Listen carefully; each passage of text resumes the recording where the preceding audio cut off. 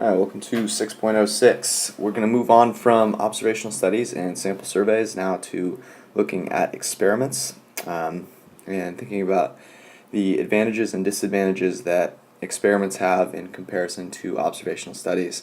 And this is where the rubber really starts to meet the road, in that you're putting together now a group of 3 different things that you can use to try and learn things about society or your population that you're interested in, and you want to make sure that you understand, what each one entails and what you can conclude from each one before you actually start doing it. So let's go ahead and get started by defining what a random control experiment / trial is. A randomized controlled experiment, or randomized controlled trial, RCT for short. We've heard about these before, and we're going to define them a little more rigorously now. So take a second to go ahead and try and write down what you think a randomized controlled experiment is. And think about each word and what that means as far as what you're doing. And then maybe also think about how this is different from an observational study or a sample survey. Alright, so we're going to start with this. I'm going to just draw us a little diagram because I think that's easier to understand. So you want to, first off, you have to run your randomized controlled experiment on a group of subjects. So this is where you actually, maybe the hardest part of the study is to get a group of subjects that you can run it on. This happens in medicine all the time. And you have to make sure that these subjects are what's called eligible, meaning they fit the parameters of your study. Maybe you are trying to test people that are smokers, so you want subjects that smoke, right? If that makes sense. So you gather a group of subjects, and then comes the randomization part. What you're going to do is you're going to randomly assign them to different groups. So whenever you see a green arrow, that means that they were randomly assigned to one of the 2 groups, and you may have more groups because you may be testing a bunch of different treatments, right? So maybe you're trying to test the effect of 3 or 5 different types of drugs. In this case, in this little diagram here, we'll just assume that we have 2 different types of treatments that we want to test. And think about how you would test your treatment. Well, if you have a group of people, you want one half that group to get the intervention or the treatment, and you want the other group to be controlled, meaning you don't want them to receive that treatment. So what you do is you randomly then assign members of the group either to the treatment group, or you randomly assign them to what we'll call the control group. Okay? And of course, in the treatment group, they will receive the treatment, and in the control group, they will not receive the treatment. And then what you do is you want to analyze. You want to compare and analyze. So for each one, you're going to take the data, and you're going to analyze the data.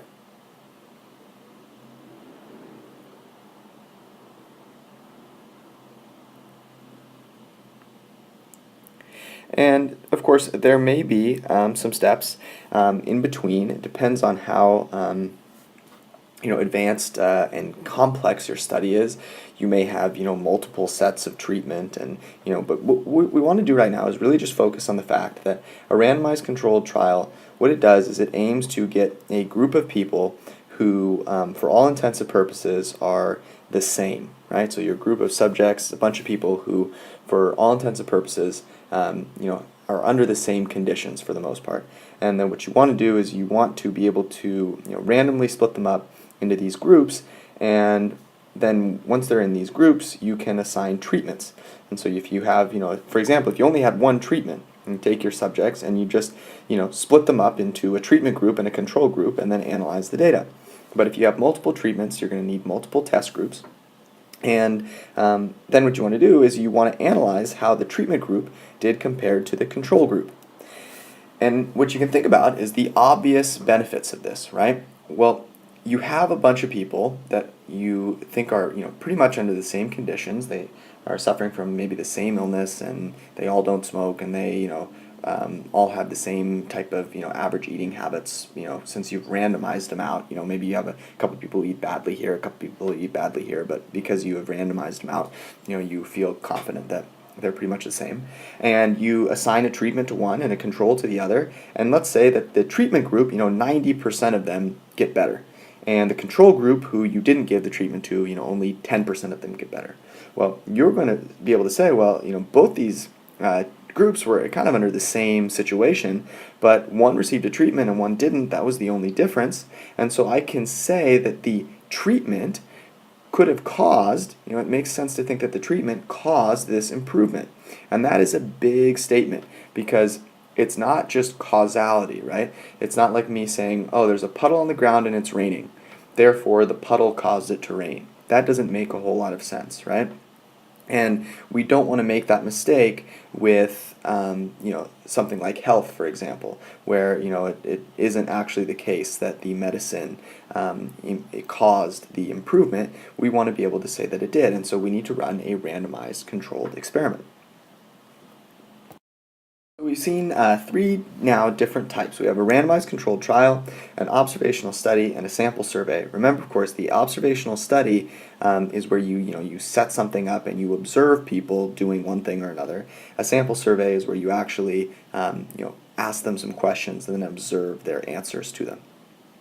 And what I'd like you to do is make a table, just like I have here, and list some of the advantages and disadvantages to each of them. And just kind of make them, think about the different ones that we've done, and think about advantages and disadvantages, and just list them out. And I'll talk about a few in just a minute.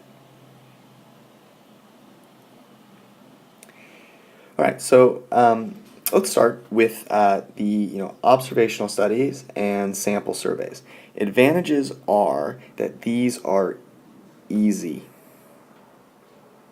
right? These are very easy, and for the most part, they're pretty cheap. Okay, they're easy and cheap. Setting up a survey is not too hard. It's not. They're not the hardest things to do in the world, right? Because for the most part, we're just observing what people's answers are. But there's a big disadvantage, right? For observational studies and sample surveys, it's hard, very, very hard, to show that there's any causation, right? Mostly we're observing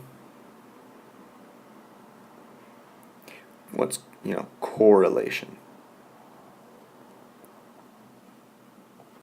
And correlation doesn't tell us a whole lot, right? Just because there's a puddle outside when it's raining, they're correlated, right? It's obviously when there's one, there's the other, but it's impossible to say which one causes the other, right?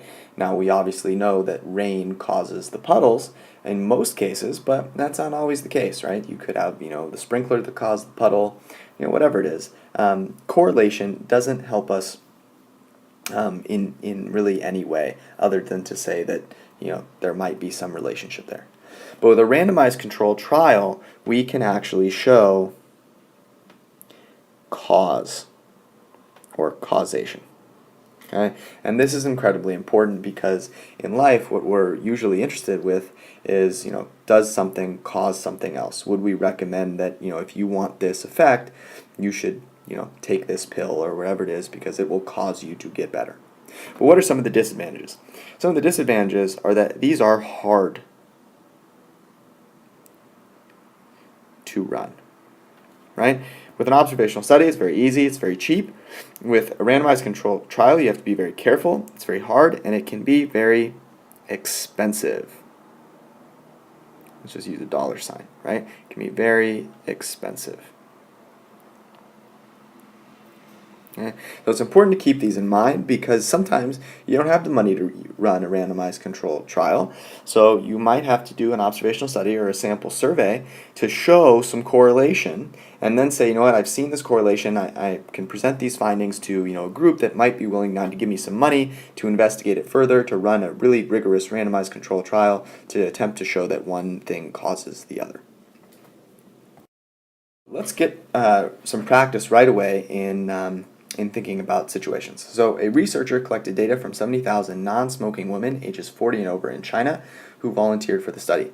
The researchers compared women who drink green tea and women who don't drink green tea. He found that the women who drink green tea had a statistically significant lower rate of disease than those who didn't. Can the researcher conclude that drinking green tea causes the difference in rate of disease? So I want you to pause the video and decide whether it makes sense to conclude that there is a cause here.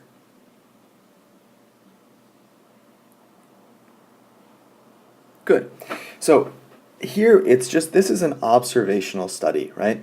I have a bunch of women who, they don't smoke, and I, give them a survey or whatever it is, and we notice that, this many said, oh yeah, I drink green tea, and this many said, no, I don't really drink green tea.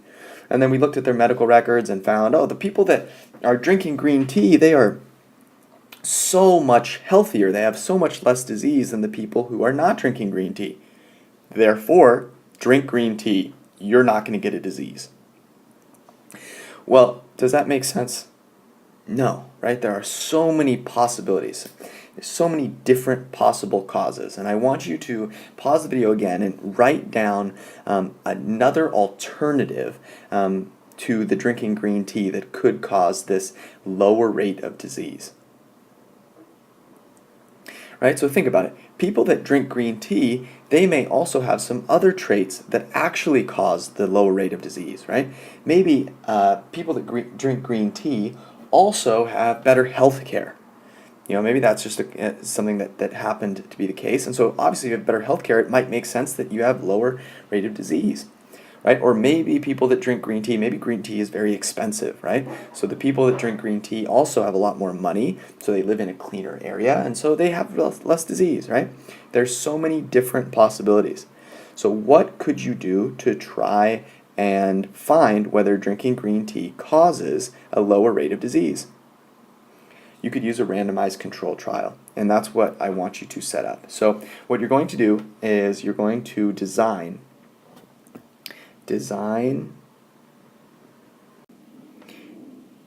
a randomized control trial to test for causation. Okay? So go back to the definition that I discussed. Make sure that your randomized control trial follows all of these steps. It needs to be detailed. This should be, about a paragraph's worth of sentences describing what you're doing.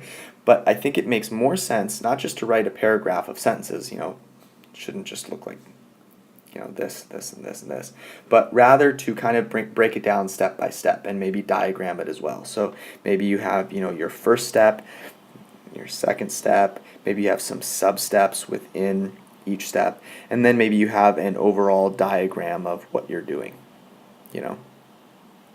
Group, group, group, group, group, group, and then you're analyzing, whatever it is. And you can reference your diagram in your steps here. Okay, does that make sense? So this is a lot better than just a bunch of sentences written out, because you'll be able to more clearly explain to someone. So this is what I'm looking for on Monday, and make sure that you are really thinking about how this is going to work out and that it will make sense, so that you're not really just doing all this work and not learning anything about whether green tea helps lower disease.